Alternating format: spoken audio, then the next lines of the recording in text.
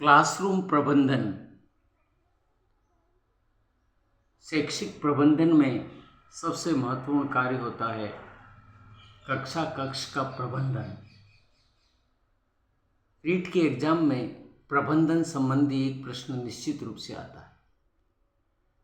Classroom management में class को manage करने के लिए क्लास में एज ए टीचर के रूप में जब आप पहली बार उस दिन उस कालांश में प्रवेश कर रहे हो तो आपको क्लासरूम का सीटिंग अरेंजमेंट, क्लासरूम में लाइटिंग की व्यवस्था है या नहीं, हवादार है कि नहीं, लाइट वाइट सब है या नहीं, स्वच्छता है कि नहीं, सीटिंग अरेंजमेंट कैसा है, ये सारी चीज़ें हमें देखनी है।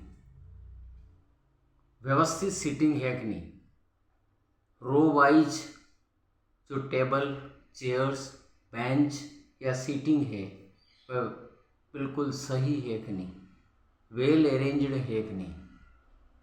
इसके पश्चात आपको क्लासरूम का शिक्षण बिंदु को ध्यान में रखते हुए कक्षा कक्ष का वातावरण निर्माण करना है। आप किसी कहानी के माध्यम से, किसी सुप्रसंग व्याख्या के माध्यम से, किसी सप्रसंग संस्मरण के माध्यम से, किसी कविता के माध्यम से आप क्लास में अधिगम का माहौल बनाएं।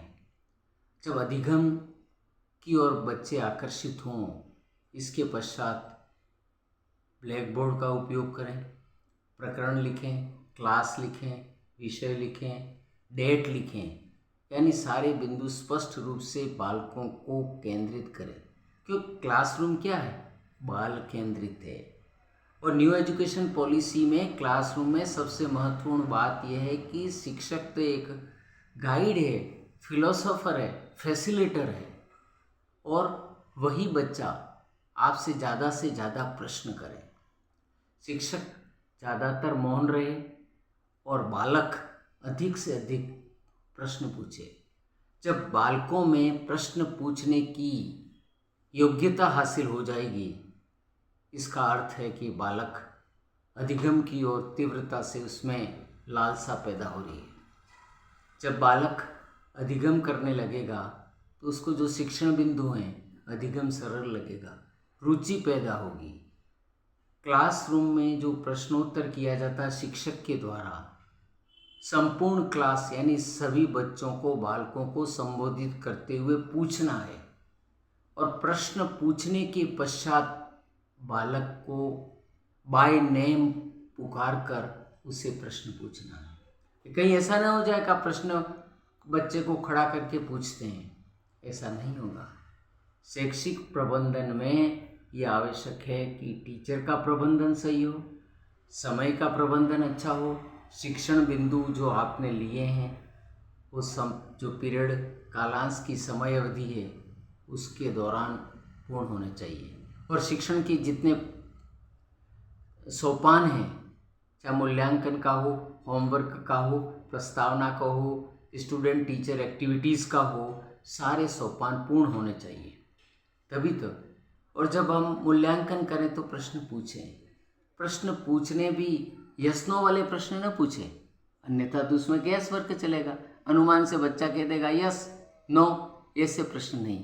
प्रश्न थॉट प्रोवोकिंग हो, जो बच्चे को मानसिक प्रभाव डाले कि बच्चा सोचे कि इसका उत्तर कैसे है। व्हाट से पूछे, व्हेन से पूछे, व्हाई से पूछे, वेयर से पूछे, हाउ से पूछे।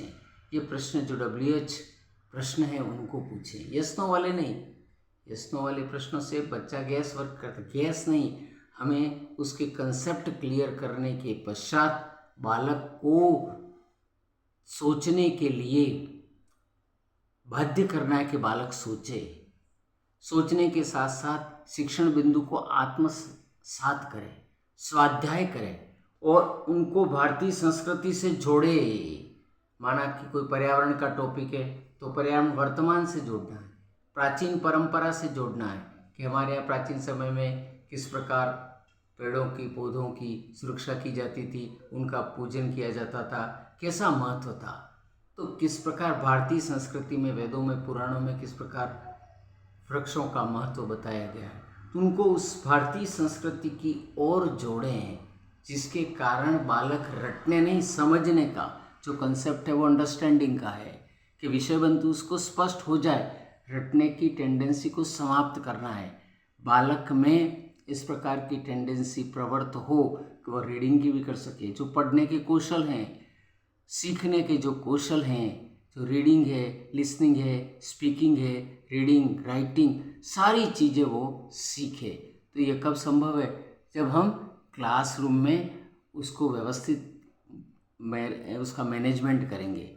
तो आपको पहले से प्लानिंग हो, शिक्षक अपने विषय वस्तु का ज्ञाता हो, उसे पूर्ण ज्ञान हो, बिना पाठ्य पुस्तकों के माध्यम से वह शिक्षण कार्य करवाए, शिक्षण में स्वयं की रुचि हो, वह प्रसन्नचित्त रहे, उसका चेहरा मुस्कान से भरा हुआ हो, बालकों के सामने गुस्सा न करें, बालकों को प्रेम से बाय नेम पुकारें, उसकी समस्याओं को जानें, उनके मानसिक स्तर को पहचानें। और जब विभिन्न, क्योंकि एक बालक में इंडिविजुअल डिफरेंसेस काफ़ी होते हैं, हर बालक अलग अलग बैकग्राउंड से आता है, अलग अलग पृष्ठभूमि से आता है, अलग अलग परिस्थितियों से आता है। उन परिस्थितियों को नज़रअंदाज नहीं करें, उनको मध्य नज़र रखते हुए बालकों को अधिगम करवाया जाए, जिससे क्लासरूम का जो एनवायरनमेंट है बड़ा आनंददायक होगा। और आनंददायक जब शिक्षा दी जाएगी, अधिगम करवाया जाएगा, तो हमारा न्यू एजुकेशन पॉलिसी जो 2020 इसका उद्देश्य पूरा होगा। बालक समझे, सोचे और अपने जीवन के व्यवहार में लाए, वो अपने व्यवहारगत और चिंतनशील बने, और ऐसा चिंतनशील बने जो अपने व्यवहार में परिवर्तन करे। इस शिक्षण बिंदु का, इस अधिगम का उद्देश्य न केवल बाहरी परिवर्तन है, बल्कि आंतरिक परिवर्तन भी करना है। भारतीय संस्कृति से, ज्ञान से, परंपरा से जो हमारी उनसे जुड़े, और बालकों का भारतीय संस्कृति, सभ्यता, इतिहास के प्रति किस प्रकार जिज्ञासा जगे, ये उसका उद्देश्य है। इसलिए क्लासरूम का जो मैनेजमेंट होगा बहुत अच्छा हो जाएगा, जिसके कारण बालकों का ठहराव होगा, नामांकन बढ़ेगा, और जो बालकों में नहीं पढ़ने की प्रवृत्ति है उससे बालक को छुटकारा मिलेगा, विद्यालय में नामांकन वृद्धि होगी और माहौल अच्छा बनेगा। धन्यवाद।